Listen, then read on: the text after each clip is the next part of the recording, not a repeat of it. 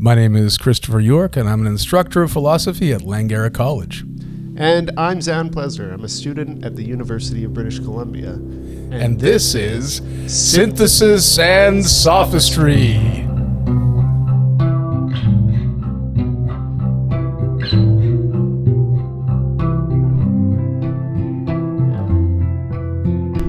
This week on Synthesis and Sophistry, we're going to be focusing on John Russell's contribution to the book Symposium on Return of the Grasshopper, Games, Leisure, and the Good Life in the Third Millennium. That book was Suits's posthumously published sequel to The Grasshopper, Games, Life, and Utopia. And this symposium was a collection of presenters who gave talks on Suits's Return of the Grasshopper at the American Philosophical Association meeting in San Francisco in 2022. So this is a looking back at that presentation and sort of a collection of the presenters' thoughts on the subject. So we have Philip Calbiela, Christopher Bartel, Gwen Bradford, Scott Kretschmar, John Russell, and William Morgan. Yeah. I just have a question, but finish. Oh, so, and the whole thing was put together by myself and Francisco Javier Lopez Frias, my co-editor on The Return of the Grasshopper. So, in a way, it's a celebration of Suits's work, and it's relevant to Russell's intellectual trajectory because, he spent the last 5 years more or less pursuing the points that Suits laid out. And I think this constitutes a further step in his development of ideas on this track. Yeah. I was just curious for some maybe inside baseball and how the academic world works. How do these sort of conferences come about? Right. So normally when you apply for a presentation at the American Philosophical Association, your paper needs to be reviewed and vetted, and then you are basically assigned to a panel, and the panel has a more or less, it should be well related thematically. Sometimes it isn't, right? Sometimes you just end up where you end up, like a miscellaneous panel. This is a bit different, and so this was invited as a let's say a main conference seminar offering. So it wasn't like one of the panels on the side. It was one of the big tent shows. The panel was organized by Dominic Lopez from UBC, and he was on the organizing committee for the APA. He also, saw the value of the contribution of Suits's Return of the Grasshopper, and so this was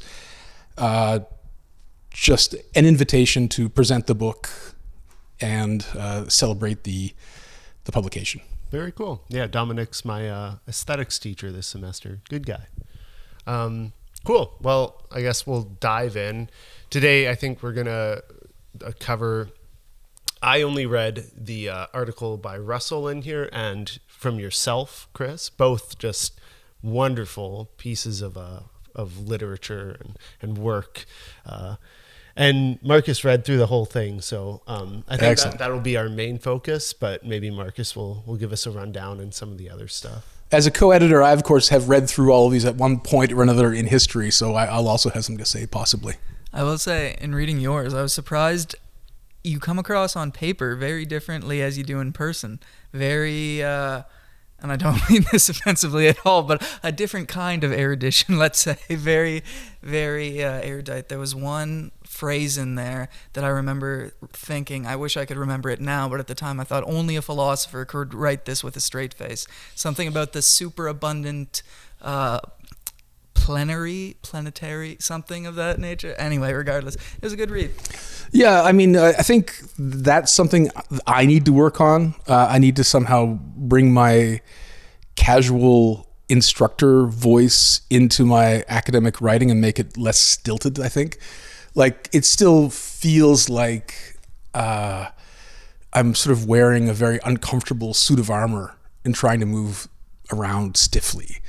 And the best philosophers don't have the character in their written work. So I have to sort of grow as a writer, I think, and sort of, I think possibly in this case, I felt fairly constrained in what I could say, in that I'm just trying to tie together various strands from other philosophers who are writing in this volume and trying to, in my mind, hone in on some, let's say, ambiguities in Suits interpretation and try to help people understand the work better moving forward. So this wasn't a standalone article offering. It was more of like a sub-chapter in a sort of bigger piece that was I suppose in rap music terms, you could call this the posse cut, where everybody, throws a few bars, and I'm just a voice in the chorus, really. So, I thought you did a fine job, though.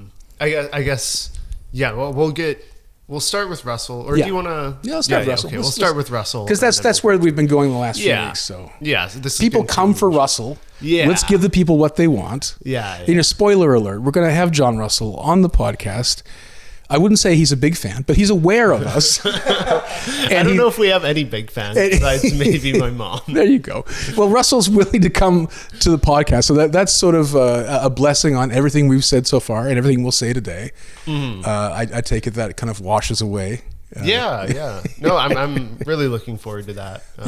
That's our treat. That's our reward. After the 5 weeks of studying Russell's articles, we get to speak to the man himself. Yeah. And he gets to finally, clap back at all the low blows we've been taking. He gets to put me over his lap and just spank me. I think it's maybe live on air. Maybe we'll have to do a video podcast for that one. We'll just get one spank, and then we'll just loop it for the entire podcast. Yeah. That sounds great. That little GIF for people. Okay, yeah. So jumping in here, Suits, he writes, the title of this article is Russell. The title of this article is Bernard Suits, Utopian Legacy? Question mark. Yeah, that's shade thrown. Yeah. Yeah.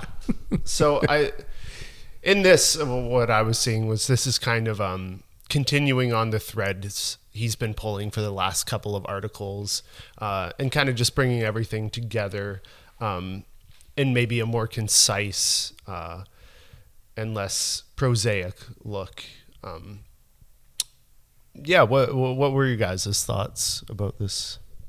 I think you kind of hit the nail on the head as far as pulling it all together. I mean, like, each of the past 3 articles that we've done have all been, I think, one piece, and he really condenses it down into a very digestible form in this. And like the few parts of it are, at least the way that I read it, is gameplay the true human ideal that Suits thinks it is?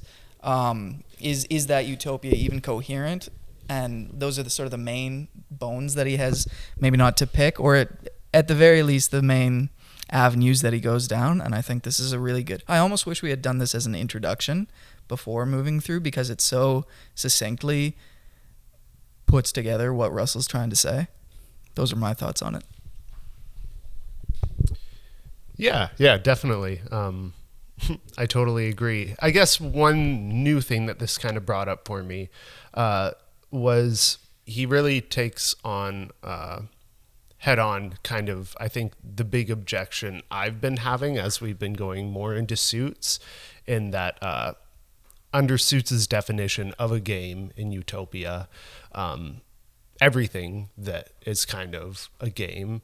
And I was glad he brought up this point, because I think it's an important one, and I do think that was kind of my criticism with the last article, that he didn't quite address this. So I think him being, like, saying it outright, that was helpful for me, and I think bolstered his argument. I think that, this is Russell taking Suits to the cleaners on various axes. some of which are more, I think, defensible than others. I think of this article as an excuse for us to talk about utopian theory more generally, right? I think that's what's missing from this account and what could possibly clear up some of the misunderstandings, if I may. Yes.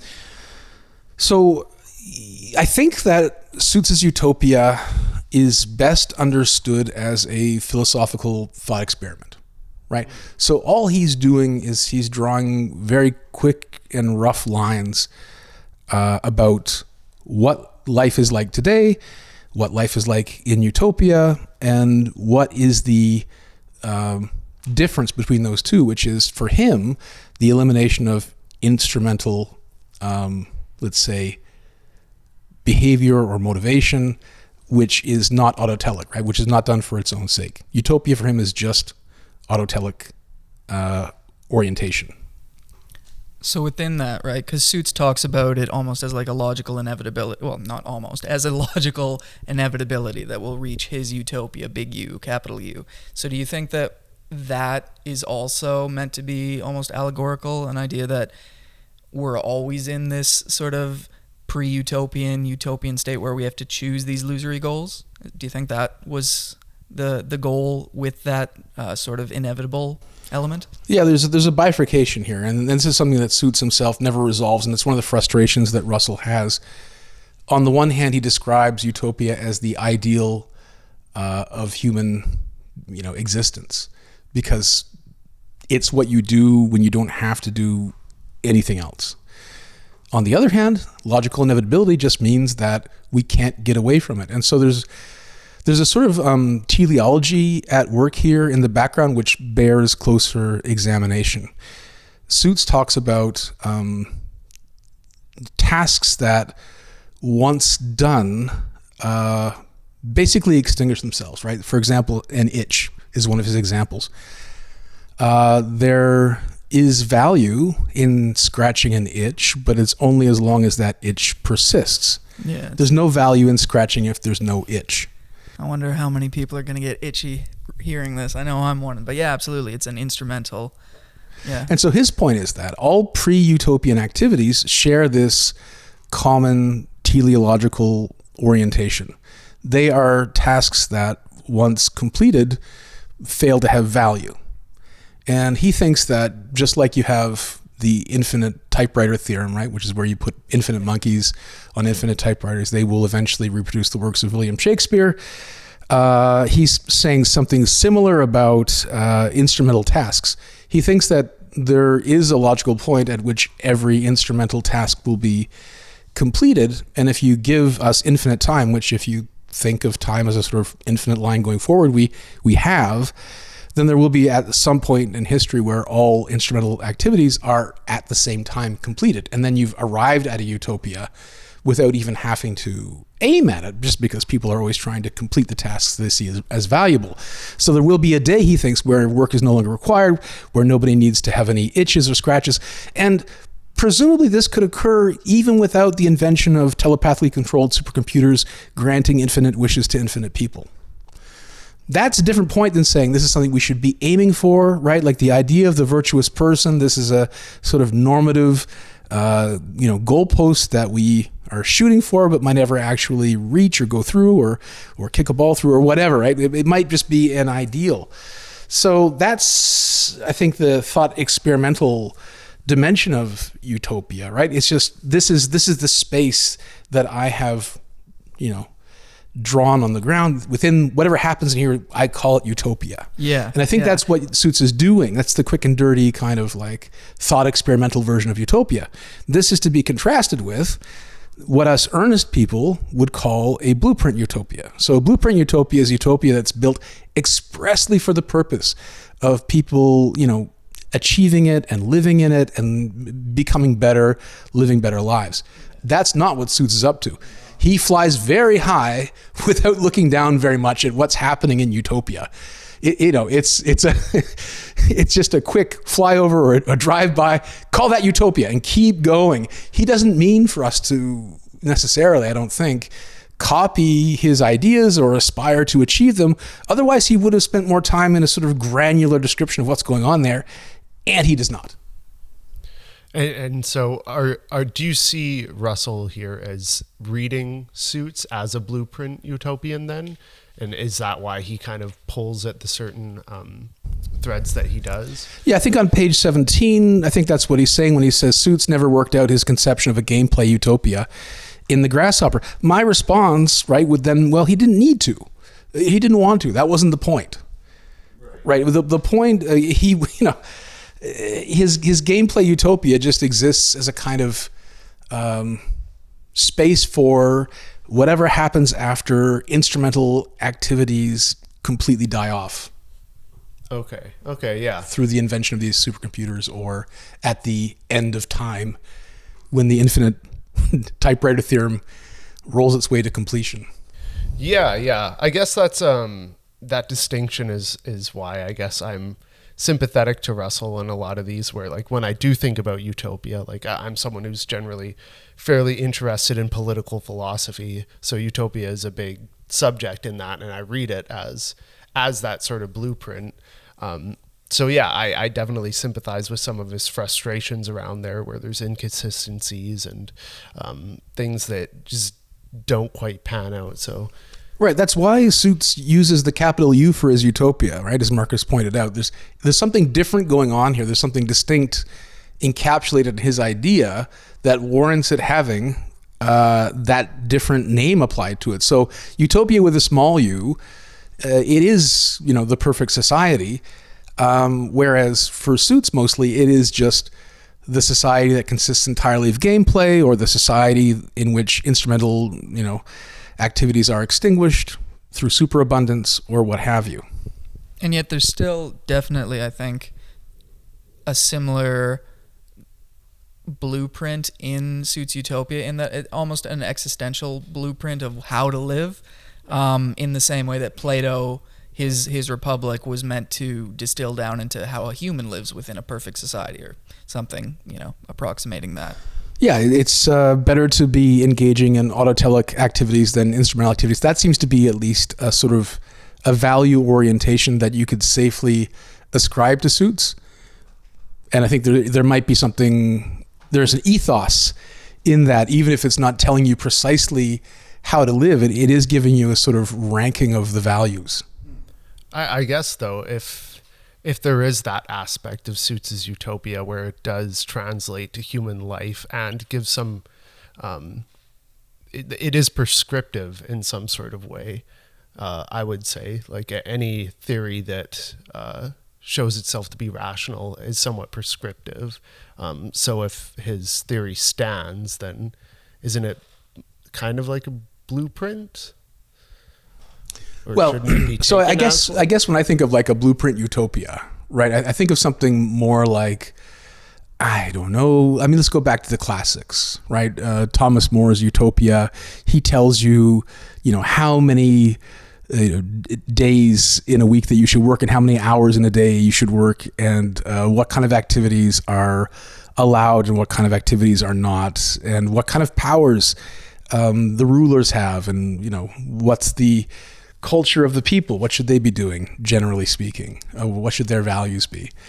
There doesn't seem to be, it's not a blueprint utopia in that sense, right? I think for maybe the ultimate example of something that rests exactly on the border between a philosopher's thought experiment and a blueprint utopia, you see Plato's Republic. Yeah. Because a lot of that seems to be, metaphorical or allegorical, but he also fleshes it out enough that if you really wanted to, you could try to establish something like Plato's Republic in the real world. But it's not written in the sort of science fiction embodied style of like, this is what life is like for a citizen in this world, right? There's no there's no granular phenomenology of what it is to be utopian in either Plato's Republic or Suits' Utopia, right? We only see it like, the Guardians will X, they will marry when they're this age, they will become philosophers at this age, whatever. There's rules. There are like prescriptions, but there's nothing, there is no protagonist inhabiting that, right? It just is. It's a dry, almost geometrical diagram. Yeah, but it seems to me if someone's writing a utopia, there is. It doesn't seem like they're just motivated by intellectual curiosity, right? It does seem like there is some sort of ought behind what they're writing. Like even Plato, I think like I would say too, like there's disagreement on what Plato intended in writing his utopia. Yeah, and with the sort of snowballing suits literature, secondary literature, we're seeing that here too. People are in active live debates about what he actually meant, and he left enough ambiguous and vague that we can have that discussion. I absolutely agree.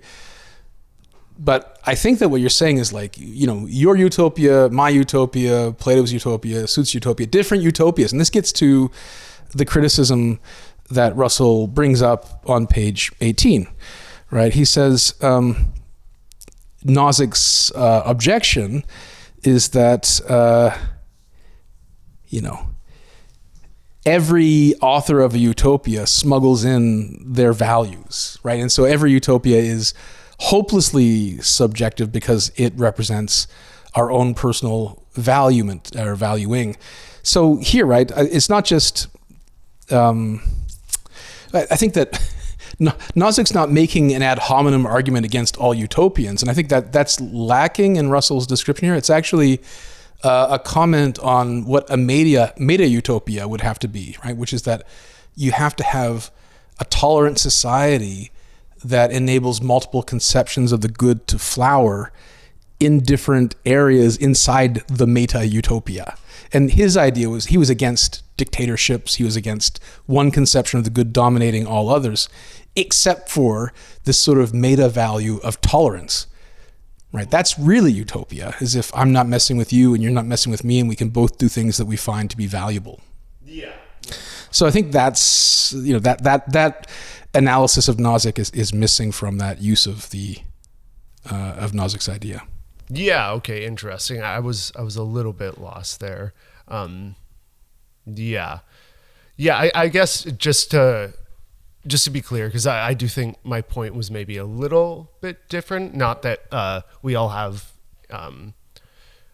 different utopias in our head that don't track reality in any sort of way. I just think anyone who's creating a utopia, even if it isn't prescriptive or they think it's not prescriptive, like if you have, say, because I do think it probably maps onto ethics in somewhere. If you have an ethical theory, it's not just sitting out there in reality. Like there is a normative force to it if it's something that is worth aiming towards. I guess that was the point that I was trying to make. I don't know if that. So all utopias are inherently normative because they're utopias. Yes. Simply by calling them utopia. Yeah, I think so. And I guess dystopia, conversely, has to have a negative valence, something to be avoided. Right? Yeah, sure.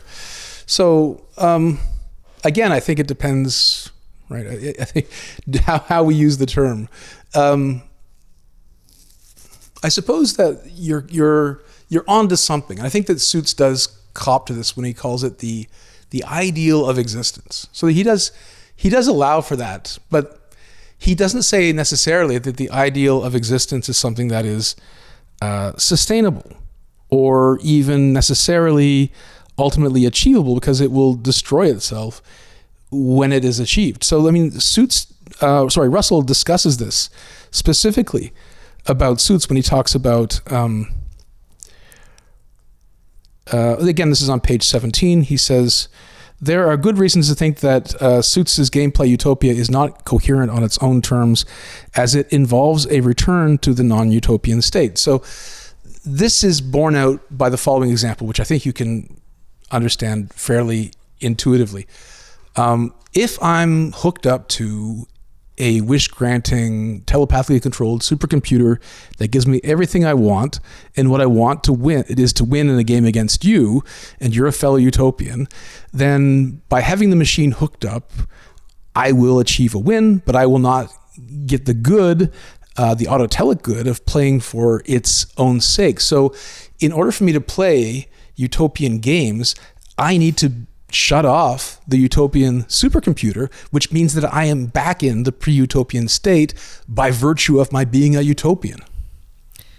I think that brings up something that I was thinking as I was reading this, which is, yeah, like it almost feels like Russell and Suits are talking about, and I know that we've been talking about big U, small u utopias, but very different conception. Like a personal utopia seems to me more where Russell is aiming at, an individual utopia, which would avoid Nozick's objections.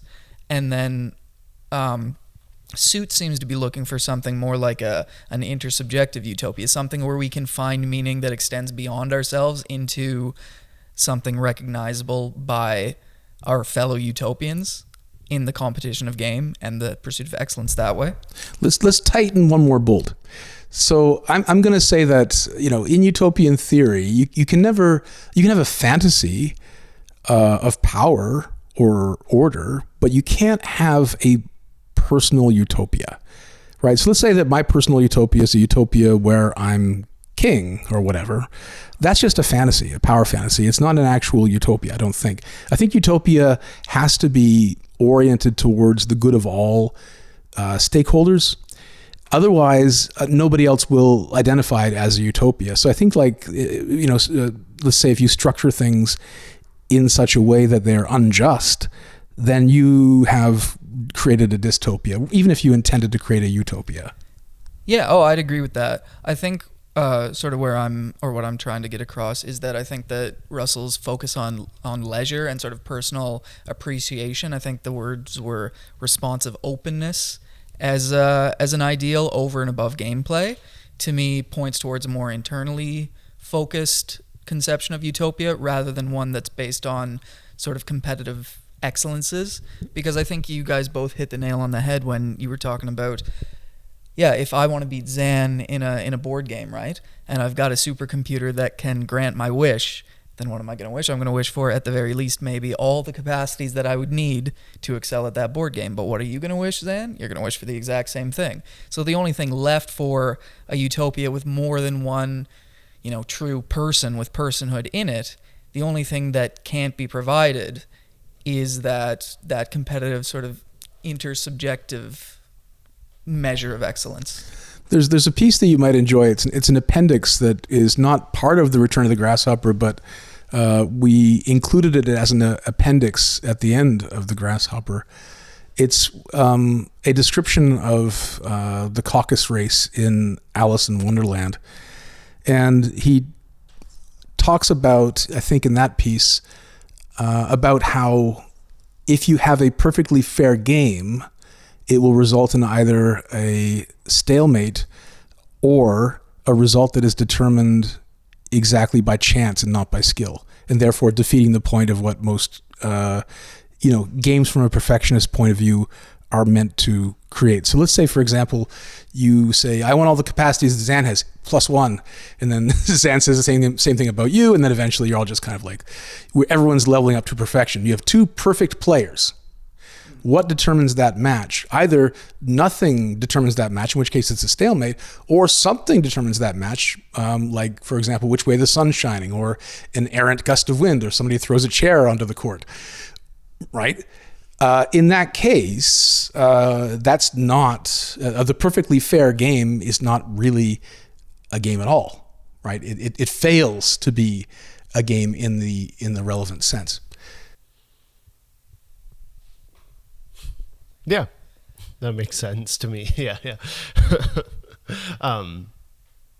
There's no tension or anything that's really being achieved in that state of affairs, I guess. It's just, like watching two PCs playing against each other.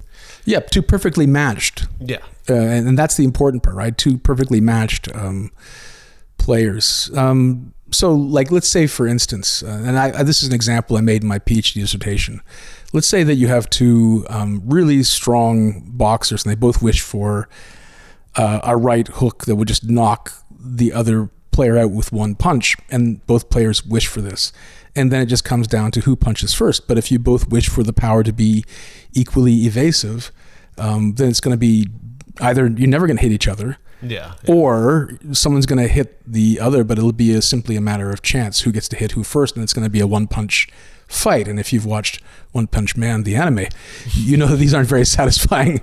Yeah. Well, actually, those are pretty satisfying battle sequences. But the joke of the series is that all the fights are over in one punch. Yeah. And it falls flat dramatically. So both as a player and as a spectator, right, we want our matches to have some drama, to have some play, some tension to them. This totally either destroys the tension or condenses the tension into one act where it's a one and done, which is really unsatisfying for everybody. But I take Marcus's point that what he's saying is that, the utopia that Russell's describing, or Russell thinks it wants to replace Suits' utopia with, I suppose it's not what I would describe a personal utopia in the sense of being a personal fantasy, but it's an inward looking utopia where you're trying to cultivate your virtues or excellences, and it's not so much relating to what's happening around you, right, in terms of dictating what structures of society are most justified or the right to establish, but can we create a utopia where everybody can play their own set of meaningful games that they value and Suits agrees with that. He says, like, in utopia you can play whatever kind of game you want, right? Not everybody has to play chess or tiddlywinks or whatever. You're free to invent and play the games that suit you best. Yeah, no, absolutely. That's exactly what I was trying to say. Yeah, it's definitely more inward looking. He talks about contemplation in a very sort of classical Greek sense, as the ultimate good. The quietude or simple and easy pleasures, I think, was another phrase that he used to describe that leisure as play utopia rather than the purely competitive one. I'm curious for you too. Which utopia do you think you would rather live in? Like Russell's utopia or Suits's? Yeah. I guess, yeah, where like I still just keep bumping up against is just the fact that in Suits' utopia, and I guess I'm being uncharitable, but if you follow his logic, everything's a game. So I don't think there's a difference between them. But if I want to be charitable, the one where you're constantly playing maybe games as I envision what a game is a bit more, versus Russell's where you do kind of have more range of activities. Yeah, generally I'm going to go for more activities. Yeah, and that's one of the sort of classic criticism of Suits' utopia, one that he even he takes it on the chin.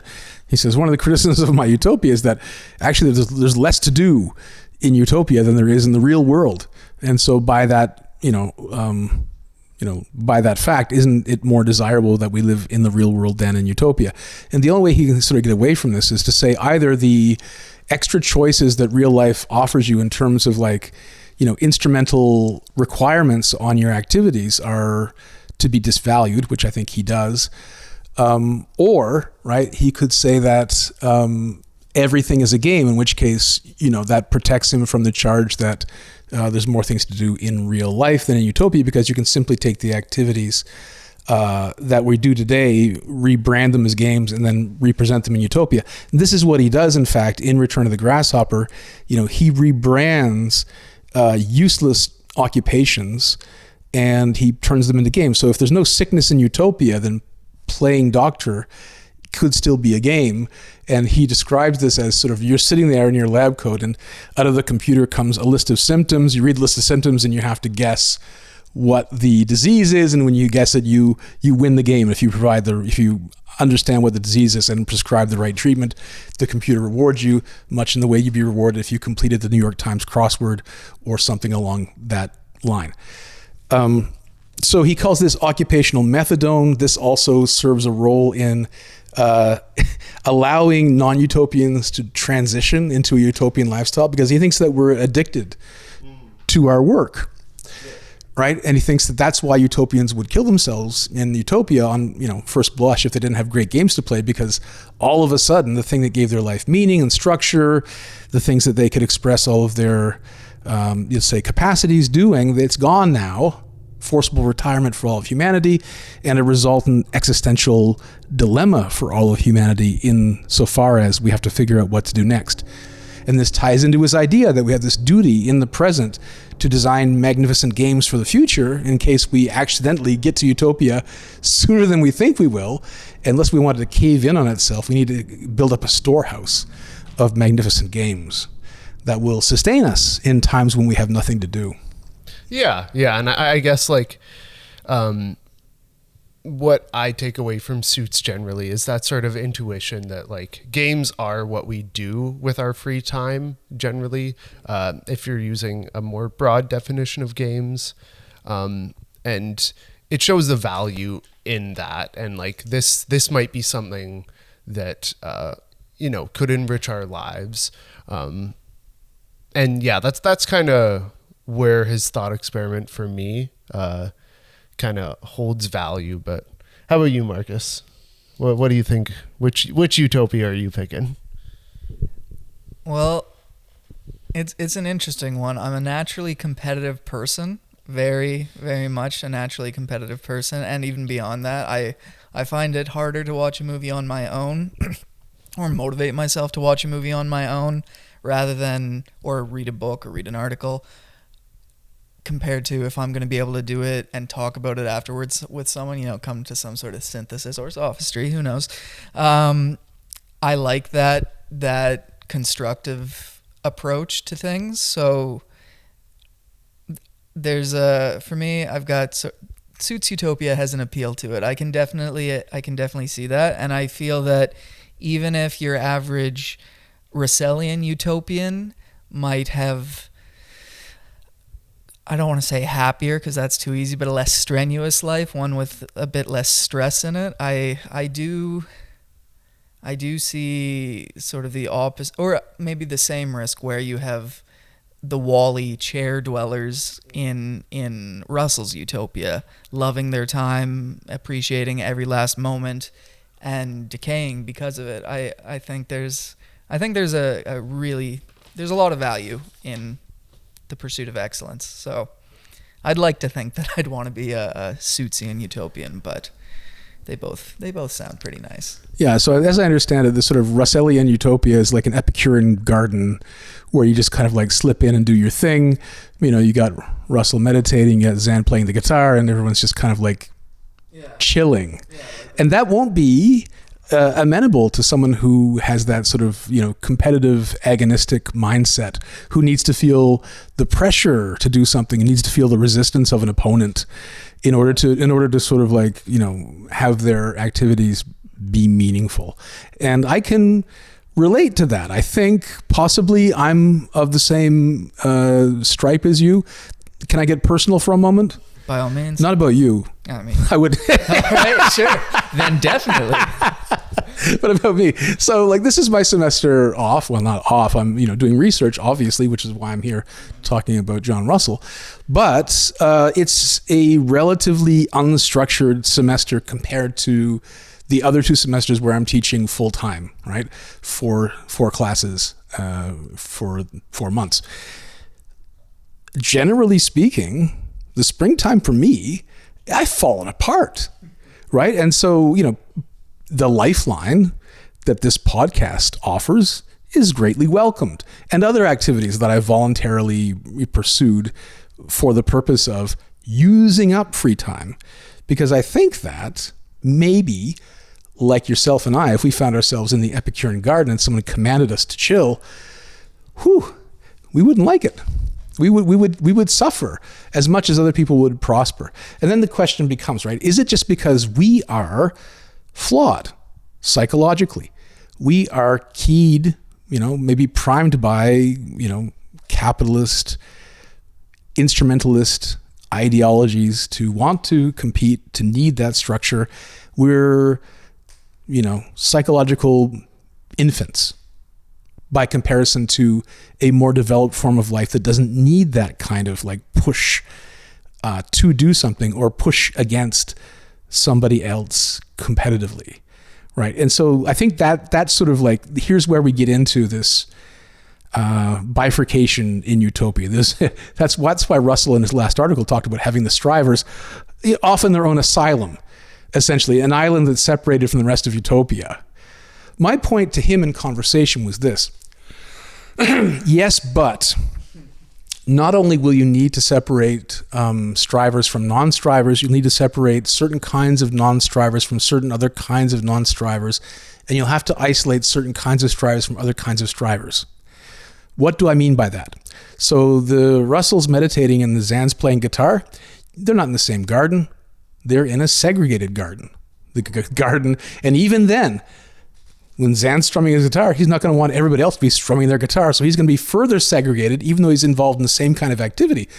Imagine how discordant it would be if everyone's just like, you got 20 people noodling in the garden at the same time. Discord.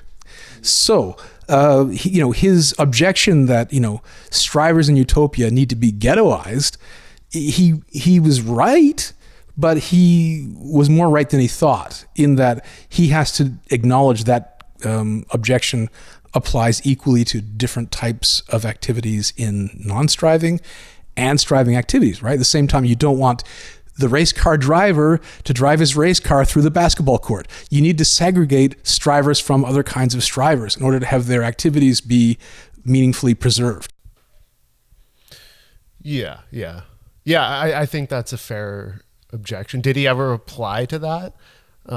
The segregation part? I guess we could ask him when we see him. Yeah, I won't spoil it, but I think he was generally well disposed to that axis of clarification. I don't think he saw it as something that's going to totally just throw over his apple cart. That wasn't necessarily his main point, but he took it in a charitable way as a modest revision.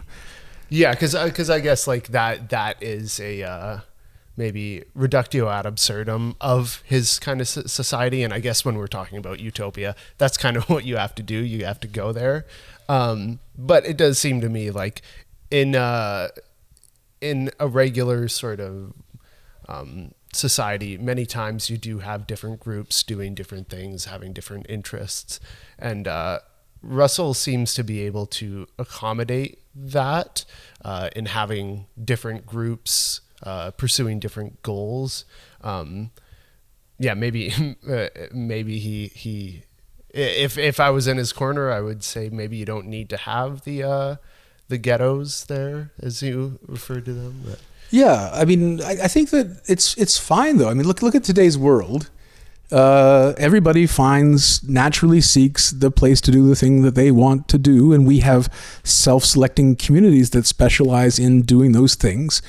Right? We don't invite everybody to synthesis and sophistry and just say, hey, everybody, come on in and podcast, right? That's a self-selecting group for a very specific activity that wouldn't be possible if we had more people, right? If you have a whole auditorium full of people trying to scream into the mic, that's a cacophony, right? But there's nothing wrong with saying that we have to have our own place to do this, at least temporarily.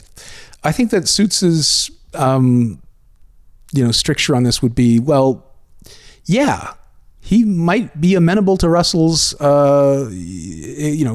praise of idleness as a utopian activity, but just say, you're going to get bored of that, right? That's not sustainable, right? That kind of unstructured activity, you're going to get bored of noodling and meditating. You're going to need something more robust to make you realize your capacities. You can't just lay about forever if you're a healthy individual. And this is again turning back the psychological defect into making it almost a psychological asset. Well-adjusted people are going to need to do more to find life meaningful, because we need times of rest and respite from the constant pressure that instrumentality imposes on us. But if we had no pressure, no instrumental pressure, we would need to create it. And that's his point about like the scarcity machines that games offer us in utopia, right? the scarcity of aces in a pack of cards, or the scarcity of Monopoly money when you're playing Monopoly. That's what makes the gameplay possible, right? And in the same, so I think what Suits would say is like, look, I mean, I'm not, these kinds of activities would generally die out, not because they don't fit in my rather broad and generous interpretation of what gameplay could be. It's just these are going to be disfavored activities because they won't do the important work of keeping utopians alive.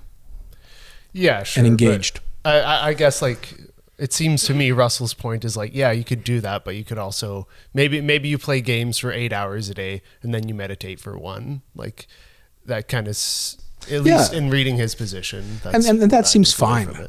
That seems fine. I don't know why Suits would have a problem with that. I mean, I think Suits would allow that you could probably just empty your bowels as well, right? I mean, there's probably bio breaks in Utopia. I would hope so. It's not just, as utopians have to wear adult diapers as they run from game to game, frenetically. I don't think that's the case. So, if there's time for a good crap in Utopia, I don't see why there wouldn't be time to meditate as well and play guitar, but that's interstitial. That's not the meat and potatoes of Utopia. Sure. That's like downtime. Yeah. Which I don't think he rules out necessarily. Yeah, it's just not important as theory, I guess. Exactly. Okay, cool.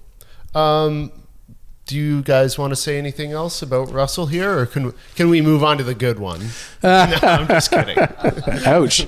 Yeah, I'm happy to move along. I mean, I do think that Russell's piece is important because it makes us focus on utopian theory more generally, and I think that you need to have a good understanding of utopian philosophy and literature to kind of understand precisely what Suits is getting up to here.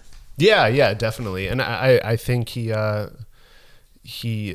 forms a lot of really valid, or at least in my eyes, valid criticisms towards Suits, or things that he hasn't quite answered or accounted for. And yeah, like I said in this article, I really feel like he's synthesizing all these other ideas he's been working through and kind of putting them for, this was presented at a conference, like, an audience that hasn't read those papers, he has everything there, but more concise. I think just one last point that I was curious about is the link that Suitsian Utopia seems to treat everything as a game, including, art or music, poetry, any of the sort of softer, less objective pursuits, let's say. I still have a bit of a trouble trying to wrap my head around where where those pursuits can fit within the definition of a game. I was wondering if you could help me with that. Sorry, can you just maybe... So, Suits talks about art, or I think dance was another example he used, music, as pursuits that you could have in Utopia, but that in Utopia those would be transformed into games. Yeah. And so games are seeking an end, imposing limitations for their own sake so that we can pursue that activity. Yeah. So, to me, I have a hard time putting those two ideas together, where that limitation is in the pursuit of art or the pursuit of music. What sort of self-imposed limitation can exist in those cases? I was wondering if you could help me out with that. Well, the limitation is that you turn off the computer. So Suits' example is that of a carpenter. And in Utopia, he's got nothing to do. You don't need to build a house. But he turns off his supercomputer and elects to build his own house by hand. Right? And at that point, Suits' contention is that he's playing a game by building a house. So the pre-illusory goal is to build a house in this shape, and then you're playing solitaire. Can I do it? Can I build the house that I want to build? Or, by analogy, can I paint the painting that I want to paint? Or will I fail to do so? Okay. Yeah, okay. That helps me out definitely in putting those two together. Yeah. And like maybe this is part of the reason why I'm having a bone to pick with Suits. It is, I have in my head that these supercomputers can create works of art or works of music that are perfected, basically. We don't need to make music anymore, but we just do it anyways. Yeah, so just, I guess, because by virtue of it being telepathically connected to you, it could sense what, musical arrangement you would find most pleasing and, make it for you. Play me the song that you know that I want to hear, and then you hear it, and you're like, oh, amazing. Yeah. Just what I wanted. Just what the doctor ordered. But, if you want to make it more difficult for yourself, you turn off the computer and you try to, think about what is the song I want to write? Can I do it? Yeah. With my own, powers. Okay, cool. All right. So our number 2 article that we're reading here is entitled Bernard Suits Metaethical Commitments, The Mundane and the Utopian by Christopher C. York. I quite enjoyed this article. I like how, Chris, like you said, you're not kind of presenting any new grand ideas, but you're kind of, I think, patching up a lot of holes that have been put in Suits' ship, and doing a really good job of clarifying at least how you read Suits. I think in philosophy, this type of work, though it's less shiny, it's really, really important. And I think as I do more philosophy, I realize that this is incredibly important in clarifying how people read philosophers, because interpretation does come into it, and there's better or worse interpretations. And I think having this sort of thing, again, I've really come to appreciate the value in this sort of work more generally. Well, thanks. I think, just as a sort of preamble, and something that I probably should have written more clearly at the outset of this article, was that there's a general understanding, right, that what we consider to be moral or valuable depends a lot on the world as we find it. And let me give you some examples, which I should have given in this article. If it weren't for the constraints of space and relevance, I would have given. So, let's talk about real estate prices. Don't get me started. Damn. It's too damn high. All right. So there, we already have a sore subject. Why? Because land is limited. Why is land limited? We live on a globe. All right. That's why we have high real estate prices. Now imagine if the world were different. Imagine we lived on an infinitely extending plain that trailed off into all the horizons. Imagine the flat earthers were right, but that is not, there are no ends to the map. What happens to real estate prices in that kind of economy? I would say that they're relatively low, because if you can't find a place to live, you just walk off in any direction, and eventually you will find an unsettled part of this infinitely expansive flat plain. Right? And so this means that what we find valuable in terms of real estate, you can also apply it to things like theft in Suits' Utopia. If I can have anything I want simply by wishing it to appear, then what happens to, things like charity or theft in that kind of world, right? I can't give you anything that you don't already have because you don't need anything. Right? So the value that we normally, emphasize with regards to charity disappears, but so too does the negative disvaluation of acquiring other people's property. It has no consequence when you can simply have a functional replacement 1 second later. Right? So that is the point. Suits has, part of his theory has a foot in the mundane, or the world as we see it today. And there's another part of his theory which stretches over into the utopian scenario, where it's a very different kind of morality. And I think my ultimate point here is to say that the misunderstandings that a lot of philosophers have with Suits comes from not appreciating the different kinds of, let's say, targets that he's choosing and the grounding that they have in the other world. They try to smuggle claims from one world into the other without realizing that these are, if you take them simply side by side, it looks like a patent contradiction, but it's not necessarily.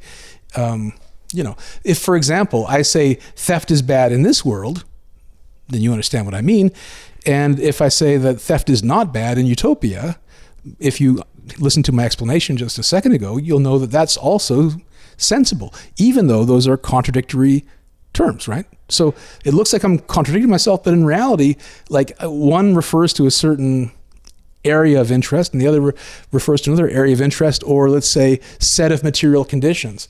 And since Suits explicitly sets out to describe a world that is radically different from the material conditions of this world, the things that he says are valuable will change depending on whether he's talking about this world or that world. Yeah. So I guess, did you have in your head at this time, or were you pulling from the idea that the utopians are so different from humans that it is very hard to, have parallels between our psychology and theirs? Yeah, I think so. And I think like the thing that I just hinted at, right, that their value systems would predictably be radically different than our own. A lot of people don't even think about that. They don't even think about step number 1, let alone, step 30 down the line. Like when you really try to inhabit what being a utopian in this different world is like. That's why I said, right, that's why Suits isn't talking about a blueprint utopia. There is no protagonist that goes through their daily life and gives us the lived experience of being someone who lives in a post-instrumental world, because, well, that would be really hard to write. That would be almost impossible to write for us. It would be like a caveman who throws rocks trying to describe, Formula One racing. Yeah. What the hell's going on there? And the same thing for us, right? And utopians. Very difficult for us in our particular orientation in world history to look forward, tens of thousands of years or whenever this technology appears that will make instrumentality a thing of the past and say like, obviously that's what they'll be doing. Right? Yeah. So in one sense, we don't have the epistemic warrant to write this kind of thing. And in the other sense, it might just be incredibly boring. That's the other thing. So let's talk about literary depictions of heaven and hell. Right? We have Dante. He wrote the Paradiso and the Inferno, and then something in the middle that no one cares about, Purgatorio. Right? Now, what is Dante known for? It's the Inferno. Right? It's the very graphic depiction of the various ways that people are tortured, frozen to death, dismembered, constantly eaten by the mouth of Satan. All that stuff that we are familiar with as mortal human beings. We're familiar with being tortured and discomforted. Forget about the Purgatorio. Don't care about it. Go to the Paradiso. It's boring. There's very little to say about it at all. I mean, that's why we don't talk about Paradiso. It's not, it's one bland, nice thing after another bland, nice thing. And there's very little to relate to. And I feel like maybe part of why Utopia striving gameplay is more relatable than a utopia of pure idleness is that we can still kind of relate to part of what it is to need to strive. Whereas we've never really been. Think about your life, Zan. Yeah. Have you ever been in a position where you had absolutely nothing to do? No need ever to be fulfilled? Like a sustained period, not just like one blessed moment where you're like, nothing to do. No. Maybe you had moments like that, but I would venture a guess that maximum a few hours, and then you have to eat or go to the toilet or do something else to sustain that state. Right. But aren't you here doing the very thing that you're advising against, where you're trying to map on human psychology to Suits' Utopia? Can you explain a little bit further why I'm being caught in this snare of my own design? Well, you're talking about Suits' Utopia and how the utopians are so much different from our own psychology that really we can't even speak sensibly about what their lives would look like. But we're trying to derive intuitions of the society, comparing it to our own here. So that's bad? Did I do something wrong?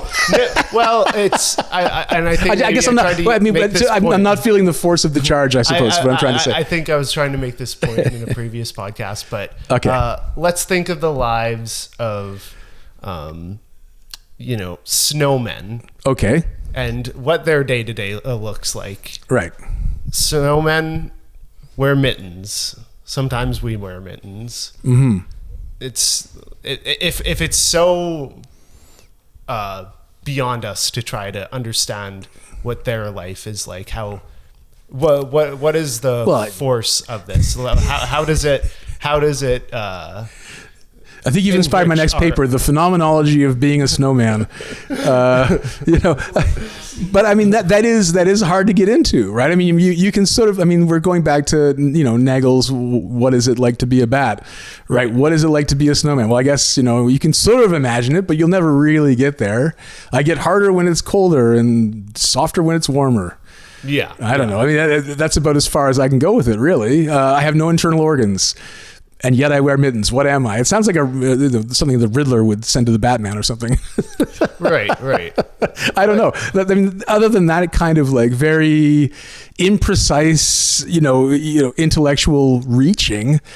I'm not sure what else can be accomplished. And I know that utopians aren't snowmen or snow people, but they're radically different. Maybe not as radically different a life form as a sentient snowman, but still pretty hard. Now, look, I guess what I'm trying to say is we can guess and maybe get a few steps closer towards understanding utopian values and life, and we can maybe draw some parameters around what they will and won't predictably value. But I think that it's, and this is the criticism that I have against Suits himself when he says we have a duty to design utopian games now so that utopia is not destroyed when we achieve it. It's that we are trying to design leisure activities for a life form that has very different material realities presented to it than we do, right? And so then that was this whole point of like, a caveman wouldn't be in a position to design our Olympics, for example, right? They have throw a rock, we have shot put, related but different. And who knows what utopians will have in this area of spherical object hurling. Right. Yeah. So I guess the thing that I'm just like trying to push back on, and I think I'm realizing I'm just being reductive here, but like, so our psychology does map onto theirs in some capacity. But it is a lot like Nagel's What's It Like to Be a Bat, where we just can't appreciate the difference between their phenomenology and our own. Well, I mean, even like let's take any sort of sci-fi premise like the one I just gave you of the infinitely extending planar world. Right. I mean, I can start to describe. I mean, I could say, look, other than that, all the laws of physics are the same, and all the sociological and physiological parameters of human life stay in place. Still, I'm going to bet that I've left something out, not just the value of real estate, but I'm guessing that nomadism will be more highly valued than property ownership, unlike in today's world, right, where we value the property owners, not the nomadic style of living. And like there's things that I can begin to sketch out a description of what it's like to live in that alternate possible reality, but I bet you there's nuanced changes to that culture that if I thought about it a little more deeply, I would arrive at. And then there's a further other step that I can't even imagine, right? There's a further other wrinkle that I will have missed out. Yeah.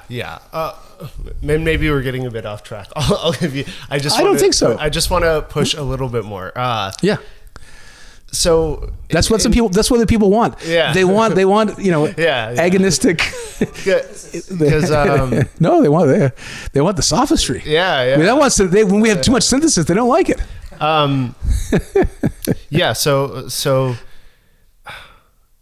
I guess like for me, it's like the thing I keep brushing up against here is like, if they are so far removed, then why even speak about utopians? Like, how is it illuminating to our philosophy to right? Good. Okay. I think I understand your charge a bit more clearly now, and I suppose it's because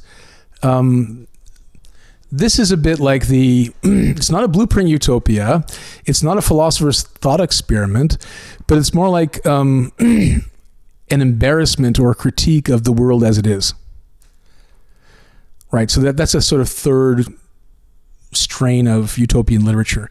We never expect to get there, and it's not just a philosophical thought experiment, but it shows that there's something fundamentally wrong or different about the way that we live, right? That could be better, could be other than, and isn't, right? So let's imagine we write about a race of aliens that are really good at sharing everything.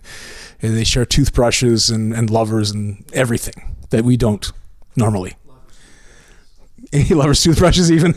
These aliens, they're really kinky by our standards. But to them, right, they don't have any of these, like, and then we think like, okay, well, that's not a thing that we're necessarily trying to, aspire to. Maybe even it's not even possible in this reality, given our biological hardwiring or the rarity of certain kinds of goods. But, right, it might embarrass us and say, well, yeah, we're way too hung up on things that we own, right? Here's their way of living is better than ours in that way. Now, we might not have a reasonable expectation of ever achieving that, but I think that's still a valuable strain of literature in that it shows a counter world that has something different than what we have going on. And we can use that as a sort of comparative framework for evaluating the goods and the vices, right, of our world and our practices. I guess though, like in order for that to hold any weight, we need to share features with that alien, right? It can't just be a jellyfish in a jellyfish world, or else that doesn't give us any reason to feel the criticism of their world. It's just surrealism at that point. Yeah. Right. I take the point. So utopians have to be, I mean, it's what I've described as a successor species, essentially, right? Like it's something like you can kind of look from down the line from a wolf to a domesticated dog, and there's enough similarities that it makes sense. Right. But the interior lives of those two animals, very different, I would think. One eats babies and one protects them. Right. That's dingoes. So anyways, something changed is what I'm saying along the line, even though these are successor species, right? Or, maybe even the same species. I don't know about dogs and biology that much, but the point being, right, in the process of domesticating these animals, they have very different systems of behavior. And I suppose if you want to anthropomorphize it, different valuations. Yeah. Okay. That clears up my confusion. I might still be being obtuse and not seeing the full force of your point, or there could be some other point lurking there that I'm guilty of not addressing. So if you can think of anything else you want to press back on, I'm here for it. I think my main thing is like we have to share some sort of psychology and be able to relate to the utopians in some sort of way in order for their world to have any sort of illumination towards our own. Well, now you're making me talk about God. Okay. Because that's one of the criticisms, right, about God. Well, if God is omniscient and omnipotent and omnibenevolent, where's the point of contact between the morality that's laid out by God and the morality that we are supposed to adhere to, right? So no taxation without representation, right? So unless, how can somebody who doesn't suffer from any privation tell us how we ought to behave in the face of privation? It's a set of rules that we're necessarily going to fail to adhere to given the exigencies of this reality. Yeah. All right. I've talked for a long time. Marcus, you've been patient. No piety without privation, is that it?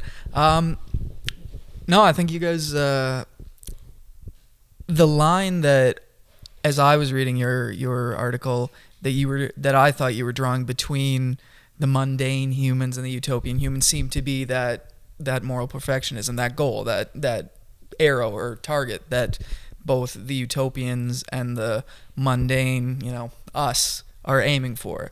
That ideal of, for Suits, right, of gameplay, of excellence, of, I can't remember the exact words you used, but essentially it seems like you agree with Suits, or at least you're clarifying Suits' moral perfectionism, his ideal of gameplay. And that seems to be the key criticism that Russell has, which is that isn't necessarily the ideal. It might be part of a larger ideal, but that's not the be-all, end-all. So my question for you is, personally, do you feel that target of gameplay, of the losery attitude, the losery goal, all that is sufficient in light of Russell's critiques? There's a lot there. So that means I'm the king of run-on sentences. Well, yeah. So if you could restate the question in just one, because I was listening throughout, but then I kind of like, oh yeah. By the end, I didn't know when it was going to end. So just hit me with just hit me with like the précise version, and I'll try my best to respond. Okay, let me see if I can. So the through line between the mundane humans and the utopians is a moral perfectionism towards, would you say, towards having the losery attitude or relating to the world in those terms, in terms of gameplay? Is that fair to say? Or how would you describe the target? What is the target that they're aiming at? Well, I think in this world and the next for Suits, right, what we do have in common, the sort of through line in terms of our cultures, is that his utopians and we as human beings today both value the realization of capacities. Okay. And then in gameplay is an opportunity in Utopia to realize capacities that would otherwise wither without instrumental pressure. Yeah. Okay. Yeah, that's a perfect way of putting it. So then, within that, it seems that part of Russell's objection is that once we're at that utopian point, do we need to exercise? Do we need to develop our capacities? That seems, if not entirely, to be at least a substantive point of his disagreement with Suits. How do you feel about that? Yeah, I mean, I think that that might be the point that I push back on in this article that I'm currently developing for the volume celebrating Russell's work. So, it isn't just, it would be, it wouldn't be philosophical if it was just kind of like a complete celebration of like, 6 different authors saying how Russell's right in different ways. Great smile, and he's yeah. too. There's that too. I mean, there is that dimension to it. We are friends of Russell's, and that's why we're contributing these articles. But I do think that, to be intellectually honest, we do have to push back on the points that we disagree with. And I too share Suits' contention that this is permissible in his utopia, but not ultimately sustainable, nor indeed the proper focus for our attentions in utopian conditions. Maybe, he hasn't been confronted with a time in his life like I have in these semesters off where you just completely fall apart, and you see the danger of having nothing you need to do. In previous incarnations in my life, I was always materially poor enough that it kept me well motivated to seek out alternate, streams of revenue, even in downtime. I was always trying to get that hustle on. And I wouldn't say that I'm, super wealthy now, but I'm wealthy enough that I don't have to struggle anymore. Like I don't have to panhandle in between classes at Langara, happily. I don't know what the future's going to hold. What was that tip box there? I'm just kidding. Remember to tip your instructor. He's shaking the cup on the way to the class. But, jokes aside, like, that is, when you're hustling, that's really focusing. Like, you're sharp. Like, I remember as an undergraduate, right, I had to study during the day and work a night shift job for 12 hours to pay my way for the studies during the day. And, like, I was burning the candle on both ends. As you can tell from my emaciated corpse of a body, you can see I put myself through hell. But, that was in itself a kind of sweet challenge at that age. I sure wouldn't want to do it now, but I can see the value of it then. I guess what I'm coming up with at this point is the will to and the continuation of not offing yourself, doesn't that become a challenge in itself? You're wondering why I haven't killed myself so far, Zan?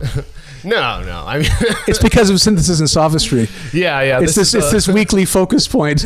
No. But my point is, in this state of utopia, doesn't that become a game in this where you fight against boredom as a game? The obstacle is the existential boredom. I love it. That makes one off themselves. I think that Suits would probably agree with you. I think edging against suicide would probably be a game in utopia Utopia, yeah. One of those days I didn't kill myself is not just a poem titled by Leonard Cohen. It's pushed on. Yeah, and to go back to Sisyphus, right? That's I mean, really, I think that your comment brings up a very interesting point.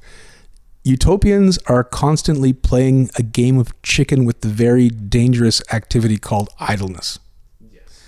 And I think the more of it that they partake in, the greater the odds are that they lose themselves to entropy, as Russell described it, and suicide, as Suits tells us. Yeah.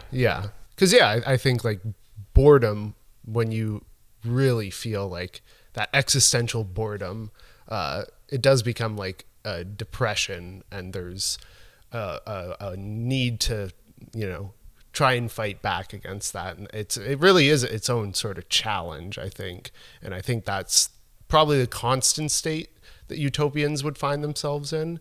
And I'm guessing there would be, that's why maybe I'm more on Russell's side here. Like there's many different ways to remedy that challenge or rub up against that challenge. And maybe games are probably the best way, but it's one way among many, I think.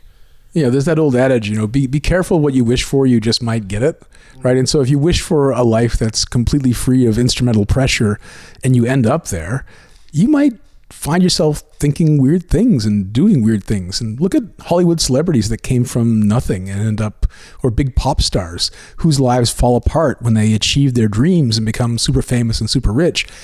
Some of them get weird. Look at Elon Musk. Or Michael Jackson, or, like a lot of people, right, who are super rich and sort of, they don't know what to do with themselves anymore, obviously. Yeah, they become weird. They're from an alien culture. Yeah. Right? Yeah. And so if you want to know what utopia looks like, look at Michael Jackson and Elon Musk to get a little hint. I think unless they have games, right? I mean, unless they have games they play. I guess like one thing is I think social isolation, where like utopians might, like, I think those super rich people, celebrities, they are incredibly isolated, and that makes them have terrible mental health. So maybe they're not the greatest sample for utopian psychology. Yeah, I mean, I don't want to glamorize poverty. No, I don't want to say that. Yeah, we should have people be near starvation level because it's really focusing for them. But at the same time, I do think like the complete absence of all want is disorienting. Think about, we talked before about jellyfish, Zan, so I'm going to bring this up again. Right? There's this thing called the bends. Right? And it happens when you go from the deep depths to the surface too quickly. Right. And then there's, you start to feel the tissues of your body being filled with dangerous gases, and you might have an aneurysm and die, or your lungs might collapse. We are in the pre-utopian world, analogously in the depths. We feel that pressure all around us, and it holds us together.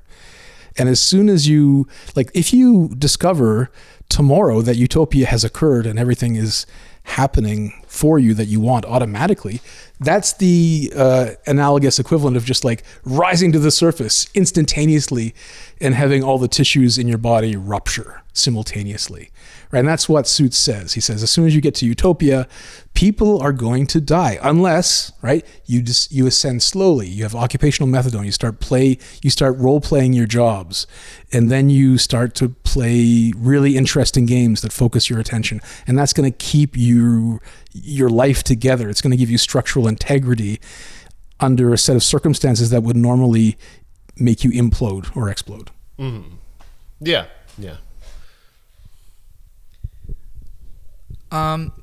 Do you think that Suits and Russell, when they talk about meaning and finding meaning through either leisure or through games, are talking about the same sort of thing, are valuing the same, or are looking at the same type of value and trying to aim humanity, they're utopians, at the same ultimate source of value? Because it seems to me that there's a difference in that the values that a Suitsian utopian is aiming at is one that is measured against the rest of utopia, the rest of the utopians, whereas the value that that Russell has us aiming at, or that his utopians are aiming at, is more of that, again, Epicurean, almost like simmering hedonistic utopia. And I wonder if they're not... I like that idea. The simmering hedonism. Yeah. It's not boiling over. It's just It's simmering. not boiling over. It's safely bubbling on the back burner there. Yeah. 4th century Rome and the orgies and everything. Sustainable hedonism. Yeah, we're just talking a nice cup of tea. Buzz. Yeah. Some biscuits. Yeah, but lo-fi beats. It does come to me as I'm reading these that maybe these guys just have two purely different concepts of the good. And I think that you bring that out somewhat with the moral perfectionism argument that you have. And actually I found the great line that I love. All non-gameplay activities are either directed towards their own self-destruction, such as work, or are dispreferred for being inefficient capacity catalyzers. So it seems that you're siding with, or at least you're describing Suits. I'm not sure if you agree with him in this, but at least you're characterizing Suits' perfectionism, again, as capacity-driven, as opposed to perhaps just happiness-driven or something a little bit more simple. Yeah, I mean, I think, Suits is a perfectionist. I'm a perfectionist. Russell is an admitted perfectionist. We're all kind of in the same camp. Mm-hmm. We're just kind of debating about the details and what those imply. Yeah. So I wonder if there's a possibility, or at least I'm going to put forward the possibility that you could live, and I know that this might be antithetical to what I've already said, but that you could live the life of leisure and be aiming at some sort of personal excellence in the experiencing of life, where the only limitation is your phenomenological limitations. Do you know what I mean? Can you, again, elaboration? Yeah, absolutely. I wish I was better at give us an example. Yeah, I'm looking Bring it down to earth. I'm looking at your empty bottle of iced tea here, and it's not doing much for me. But sorry. No, it's all right. It's all right. Well, okay, there you go. An even further limitation. You've taken it away. I can't even see the bottle now. I'm just looking at the coaster, right? But to make a game out of attempting to appreciate and attempting to maximize my own appreciation of the coaster just on the basis of it being a coaster could be at least a bit of a synthesis between the two, where you're putting yourself, you're isolating yourself within yourself. Yeah. And attempting to, in an almost stoic sense, or again, that sort of style, maximize your well-being as a game. Yeah. So let's say that I'm someone who just can't calm down, can't settle down, always shaking my leg and, agitated and looking for the next thing. You might say, I could make a game for that person out of calming the fuck down. Right? Or just can we keep our cool? Right? That could be a game that we all play. Can we keep our cool? And we play the following game. We try to upset each other by laying various traps in the environment that we know about and the other people don't. And we just we walk through the day, we all try to keep our cool. And if you lose your cool, you lose the game. You can imagine some game like that, right? Well, there is... You feel like a tack enter your foot that someone's placed for you, right? And you're like, fine. You pick it out, Little DD. That's a difficult game that relies on, you maintaining tranquility and self-mastery. That seems like an interesting game to me. Right? I think there could be a synthesis of these two visions in that way, right? Okay. There is a sort of, I think that's why maybe Russell's not so different from Suits as he says he is. Right? Because of leisure as a game, as some sort of almost responsively active pursuit. Yeah. Okay. Yeah. Being God, have you ever gone through a really boring museum? I have, yes. And tried to get your money's worth by maintaining, the proper reactive attitude to each piece of art or pottery as you move through the museum? Yeah. It's difficult. Absolutely. Yeah. But that's the kind of game that you could play with yourself, right? It requires some sort of self-mastery, some sort of relaxed appreciation of your surroundings, and to a certain kind of person that might be more challenging than speed running the gallery and writing all the names of every piece in it on a notebook. Yeah. Right. So like, what's more difficult for you might be the thing that you need to do. Right. And Zan, I think, brought this out with his earlier point when he said, look, this, you could be, this is me paraphrasing you could be playing chicken with idleness. And that could be the game that utopians ultimately want to play. How close to killing myself from boredom can I go without actually doing it? Right, without actually succumbing to the urge to extinguish myself. Yeah, that's almost like the game of games. Yeah. The game that Utopia is playing is trying to get right up to the edge of the cliff without falling off or slipping off. Yeah. It's a skill. Yeah, certainly. Now, compared with the value through capacity refinement, right? Like that's what I think Russell's doing. He's just describing a different set of capacities. Yeah, that's a fair way of putting it. I just, like, for me, again, just going back to me as a very competitive person, measuring my own capacities, or just the implicit measurement that sports makes between various capacities, one against the other. Yeah. Do you think that the value that you find in isolation, in that appreciation mode, is against a past version of yourself, or do you think there's a way to get away? Trying to beat your high score? Do you think there's a way to get away from beating the high score? Yesterday I was pretty good at appreciating the coaster. Today I'm a little bit better. Do you think there's a way to get away with that and maintain the value scheme? Yeah, my intuition would be if the high score no longer was a valuable goal to attain, then just slightly change the goal. So like on guitar, I want to play this riff at 200 beats per minute, and then 210, 220. Eventually that loses its force. Play the riff a little bit differently, or pick another riff. That's kind of what I... So within that, though, do you think that you can still find value? Do you think it's still possible to find value if you don't have yesterday's riff to compare the current riff against? Do you know what I mean? If you don't have the 200 beats per minute to compare against the 205, against the 210, against the 220, where does the meaning come from? That internal sense of meaning? As in, like, it related to having a goal, like, in the first place, or? Well, I'm just trying to fit within the gameplay framework. Value comes from finding meaning within playing games, within capacity, within excellence.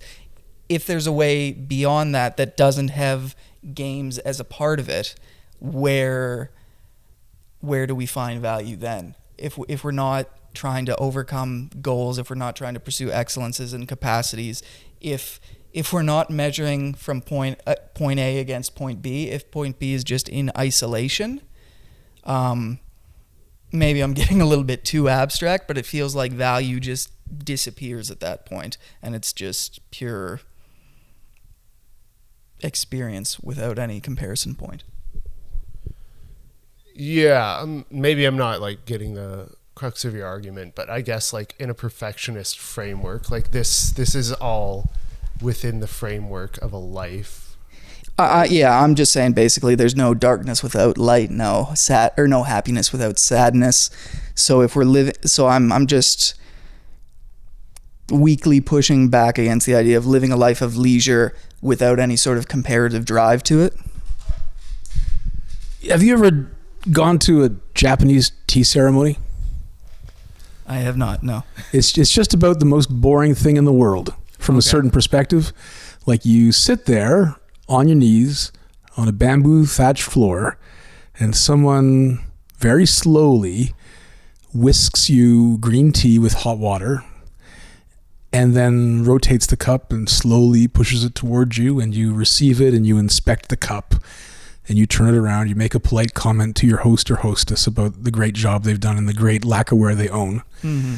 Then you take a little sip, a tiny sip, and then you let it sit on your palate and you appreciate it, and you perhaps make a gentle remark about the great taste of green tea, which I've never really appreciated on my own anyway, on its own. I've never really seen the joy of matcha in the way that some connoisseurs would describe it. But point being, from an outside perspective, this is the height of boredom. And I think maybe this conversation has helped me decode the value in it.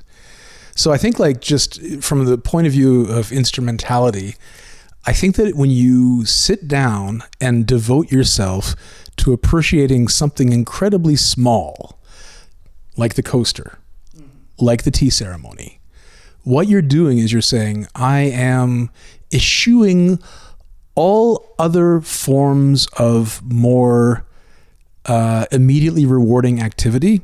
It's kind of like, you pass the marshmallow test for 45 minutes while you have this one cup of tea, which normally, right, in the normal run of a day, you just blast it back in 1 minute while the water is still hot or whatever, and you get on with something else that's more interesting. I think this is like, it's a statement to yourself and the world that, one, again, it's conspicuous consumption. I can afford to use all this time in a seemingly pointless and wasteful diversion. That's one thing. But the other is that I'm displaying some sort of deeper capacity for refinement. I can appreciate the finer things in life in a way that somebody who is less tuned in to this particular kind of activity, never could. So even though it looks on the surface like it's pure appreciation for an esoteric art, it is actually kind of a middle finger to everybody else who can't do it. It still has that comparative element of look at how refined, look at how precise and balanced this is in comparison to, clomping on the floor or, whatever. You can tell how refined I am. Well, yeah, I mean, I do think that is, generally speaking, that's a criticism of North American culture. Is that we don't have these traditions, we don't have these refinements, we don't have a taste for them, we don't know how to process them culturally or intellectually. And this is my cursory attempt at, from an outsider's perspective, sort of like looking inside that practice. And I still don't know if it's something that I could ever, cultivate within myself, that capacity to really deeply appreciate and enjoy a tea ceremony as anything other than a cultural curiosity. Yeah. In comparison with the rest of what you know and what you appreciate. So I think, for me at least, I'm sort of trying to tease out the idea that even if you live in Russell's leisure as play based utopia, there's still, at least in my head, an element of competition with yourself from one point to the next, and I don't know that can ever be escaped. I can't love the coaster if I haven't thought the coaster was only okay some other time. So I'm just trying to put together this leisure as gameplay and keep the sort of competitive excellence or competitive capacity building aspect of Suits into a new thing. Maybe it's not successful. Your eyebrows tend to make me think that, but who knows? Zan, thoughts? Yeah, I think I get where you're, well, I'm not sure if I get what you're saying. What I think you're saying is that you need contrast in life between striving and not striving. But yeah, I think that is achievable in Utopia. Yeah, I don't see why not, but maybe I'm being reductive. I tend to do that. I do think there's something volitionally strange about training yourself to value something that you find on the surface valueless. Like, really, you can spend years meditating on that coaster. I don't know if I'm ever going to, respect that as something, as a potential, target for my attention. Right, there are other things vying for my attention that beat that coaster. I'm sorry, Zan. As the host, I've disrespected this coaster, but that's the thing. This is the kind of alchemy of human attention. If you pay attention to this coaster long enough that somebody else starts to see value in it, like, well, I respect Marcus, and if he likes the coaster and he thinks it's valuable, it has at least some derivative value. Yeah. And then you start to build up a practice of coaster appreciation, and then it becomes something that becomes, like the tea ceremony, a game in itself. Yeah. Right? And so like, even though on the surface it does look strange, there is, you've alchemically turned something valueless into something valuable simply by dint of your paying attention to it and, you know, building up a practice around it. And that's sort of what all human activity, I think, does. We give derivative value to any activity that we perform because we are inherently giving it value by doing it, by paying attention to it, whatever. Yeah, absolutely. And I think that Russell's utopians who are living the life of leisure, looking for, you know, appreciation in things and the small moments, the simple and easy pleasures, still need to recognize and will recognize, oh, yesterday I liked the simple pleasures a little bit more. They were a little bit more pleasurable, and today they're not. And without that, I don't think it's possible for either version of utopia to even have pleasure, to even have value. So yeah, that's all I'm trying to say. A little bit long-winded, but yeah. No, I think that's a fair point. That's why hangovers exist. All right. Well, we're getting at the 100-minute mark here, so I think we'll wrap it up. But yeah, this was a lot of fun. I hogged the mic this one a little more than usual, so I appreciate you guys. You can get me off this thing this week. I was like, yeah. Look. Well, you were dodging strays that I was firing your way. No, I appreciate the pushback, and I appreciate the opportunity to talk about Russell's contribution and my own to this symposium on Suits' work. So nice to look back at this piece. I think that next week we are concluding our look back on Russell's intellectual output for the past 5 years. And then the following week, we'll have Russell himself appear on the podcast. So things to look forward to. Today was a lot, like 100-minute mark. That's the backbreaker. If you've hung on this long, well, congratulations to you. You're probably a philosophy undergrad or someone who has a particular curiosity about one of the individuals who spoke today, whether Zan, Marcus, or myself. In either way, we are not going to pry into your motives, but thanks for sticking with us as long as you have, and we look forward to speaking with you again next week. Yeah. All right. Thanks, guys. Yeah. Thanks. By the way, another A. Yeah. A's all around. Both are great.